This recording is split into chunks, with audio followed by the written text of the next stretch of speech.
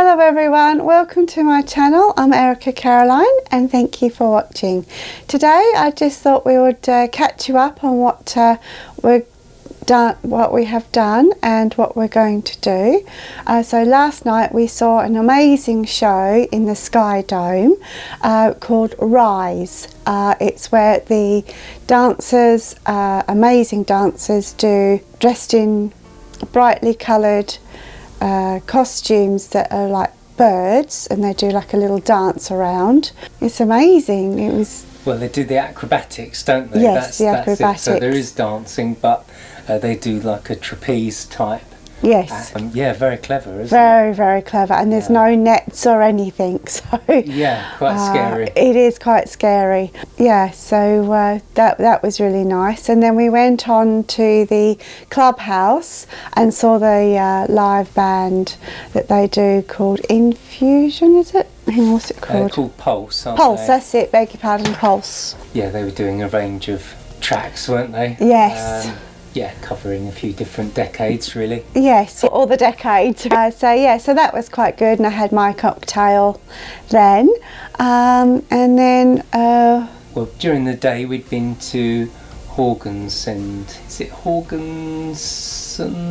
So during the day we'd been to Hawkinsund, which was a town, wasn't it? It's not a city. No, so it's a very small town. Population, I think about 40,000, the guide said.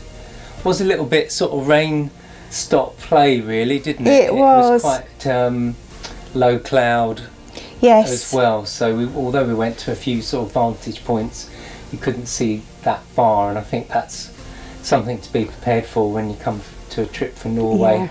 Yeah. I think the guide said the best weather they'd had this year was sort of May, June time. Yes. So, yeah, that's quite nice. Yeah, that's better weather, as we were pretty much rained out yesterday and stuck on our coach really. As Paul just said, that they did stop in a few areas, and I did manage to get a tiny bit of footage, but we did finish quite early on the tour because it was just, you would be soaked. It was just rained out, so you couldn't get out so much. Like say if they'd normally drop you off for 20 minutes to have a look round, it was sort of drop you off for 5 or 10 minutes, and not everyone got off the coach even to look. So a bit of a shame on that one. Yeah. But as I say, that's to be expected. Norway is a bit like UK weather. It is unpredictable, and it's going to rain quite a lot of the time, so do bring your waterproof. It's not being cold. No, it's not cold at all. You know, just a jumper and a light jacket with a waterproof over is probably sufficient, and probably decent shoes that you don't mind getting wet as well. Probably trainers aren't really. No, because you'll get wet feet. Yeah, you probably want something a bit more robust than trainers if you can. I know it's difficult to squeeze it all into your suitcase, but. Well, wear it on board when you come on the ship, I think. That'd be ideal. I mean, you don't really need your Wellingtons, it's not quite that bad. No, it's not but if you've got shoes that are like a cross between trainers and waterproof of some sort, like a walking shoe with some waterproof, that would be perfect. And I would just wear that on board, because they can be quite bulky, so you just it makes sense to wear them on board. Sure. So I went after we got back. Adam was desperate to go into the kids club. The kids clubs are amazing. There's things on all the time, on all the age ranges. So he was off, and James just wandered around, I think, wanted to meet someone. He's met a couple of friends here on the ship, so he was happy to go and say hello to them and be with them for a while.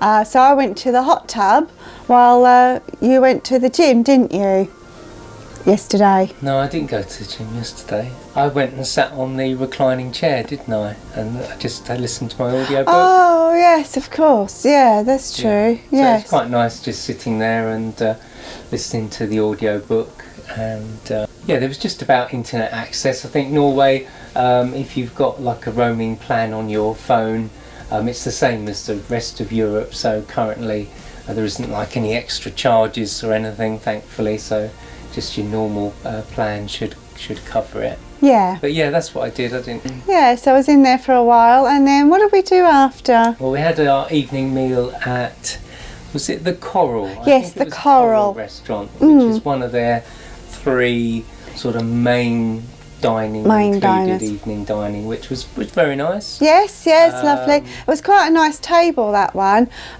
So we'll show you some footage on that.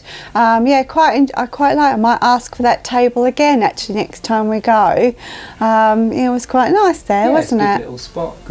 But again, there's lots of good. Oh yes, spots. I just particularly liked because it's like on a little veranda type thing, and you can see downstairs and the big bright windows, and you can see the wonderful sea and wave bye bye to Hawkinsund.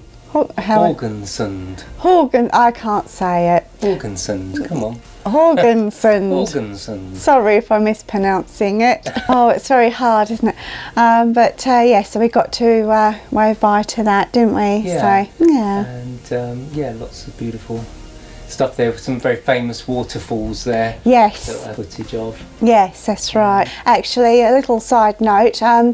80% of bottled water is actually from the rivers in Norway.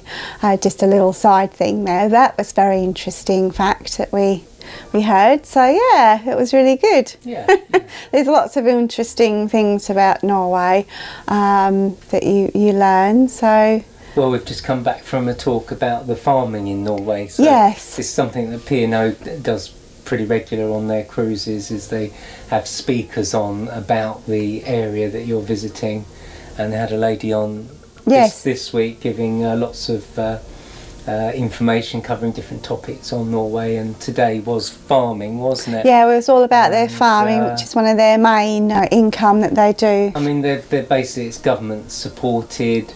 They just like the idea, probably very sensibly, of being able to be self-sufficient if they needed to. They're not currently self-sufficient. They're about 50-60%. What they produce is what they consume. So they do import, in other words, but they do maintain the farms. So if ever the situation changed and they couldn't import the goods anymore, they're in a good place to perhaps ramp up production on their farms and be self-sufficient again. So yeah, they maintain the farms and give subsidies to make sure that they have enough farms and farmers to keep things ticking over. Yes, yeah. It's a fascinating place, Norway, so I think James is enjoying it, as he's the one that's really wanted to know about the place and see it for himself. So yeah.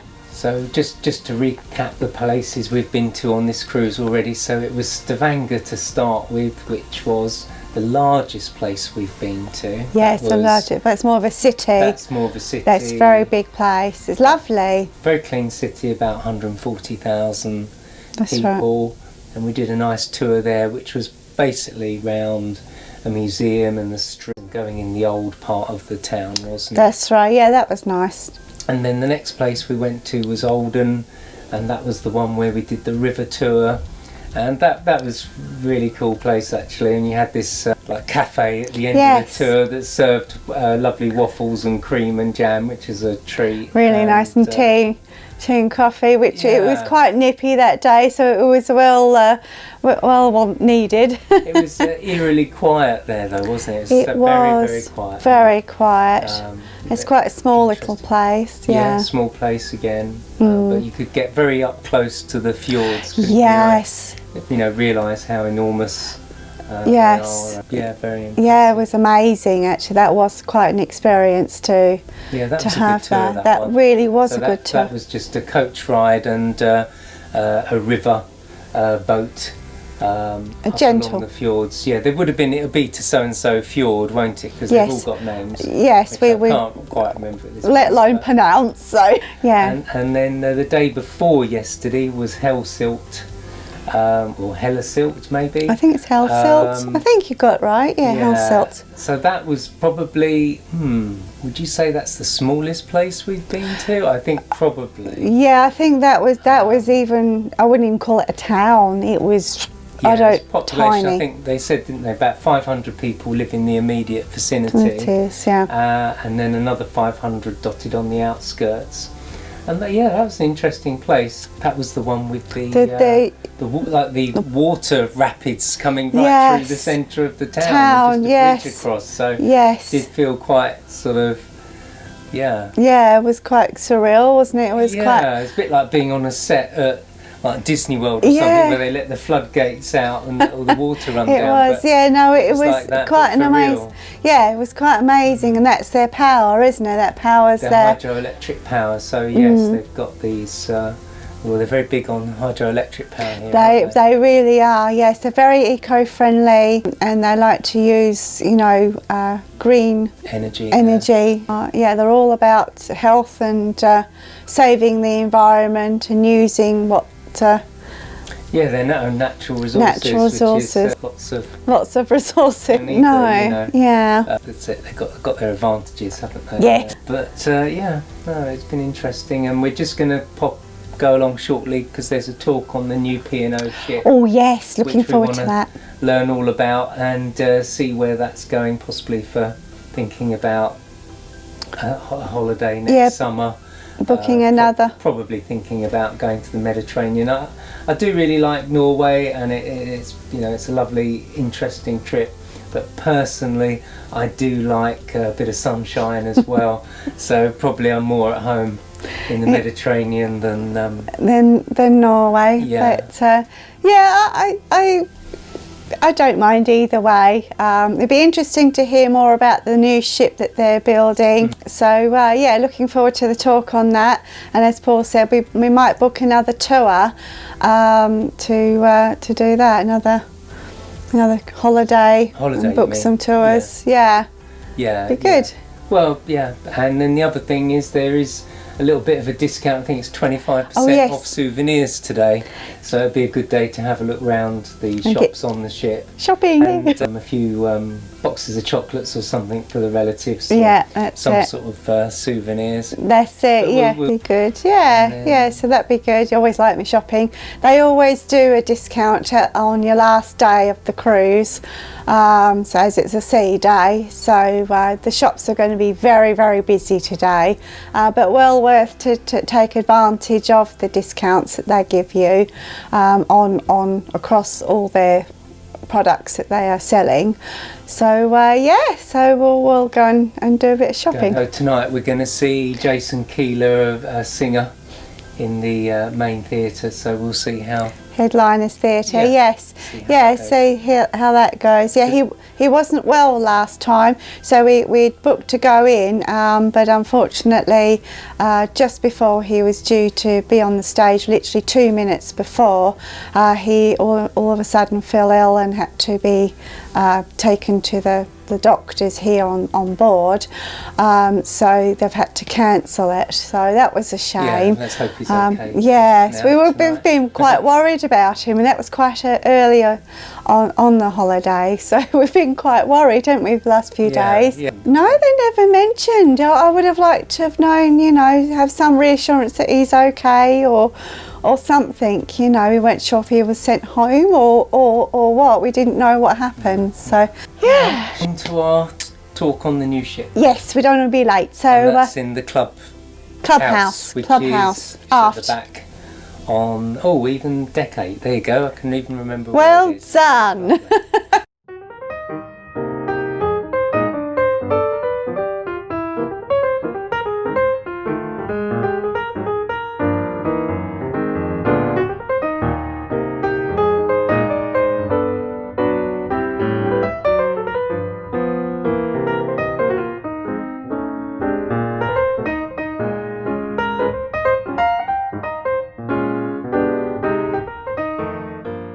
Right, until then, thank you for watching. I'll see you soon. I'm Erika Caroline. Bye.